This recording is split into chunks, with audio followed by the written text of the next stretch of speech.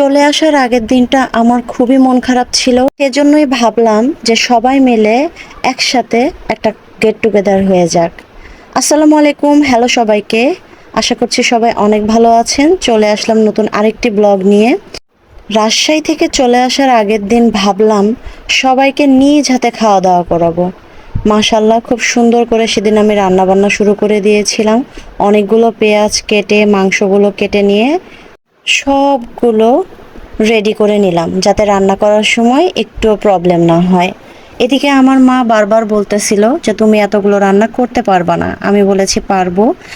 সকালের নাস্তাটা করে নিয়েছিলাম আর ওইদিকে আমার বাবুর সাথে ভাইয়ার ছেলেটা খেলাধুলা করতেছিল। এই সময় ঠিক আমার বোনের ছেলে মেয়ের কথা খুবই মনে পড়তেছিল।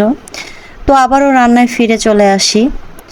রান্না করতে করতে আমার মা অনেক গল্প করতেছিল। আমিও জিজ্ঞেস করতেছিলাম যে মা, তুমি যে এত সারাক্ষণ রান্না বান্না করো, সংসারের এত কাজ করো, তোমার কষ্ট হয় না?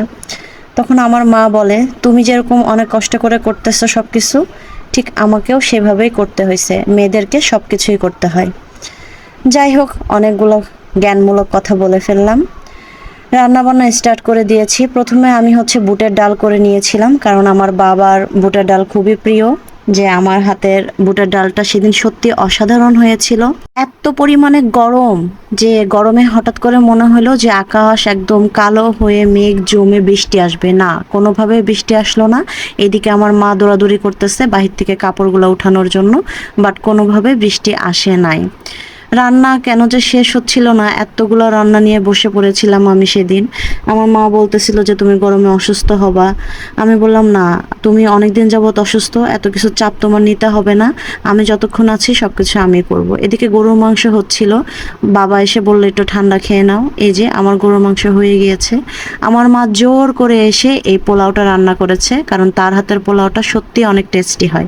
আর ওইদিকে আমি কাবাবগুলো ভেজে নিচ্ছিলাম, কারণ পোলাওয়ের সাথে কাবাবটা খুবই টেস্ট লাগে এবং আমার বাবা খুব পছন্দ করে। চলে আসার আগে বাবার পছন্দের অনেক কিছুই করেছিলাম।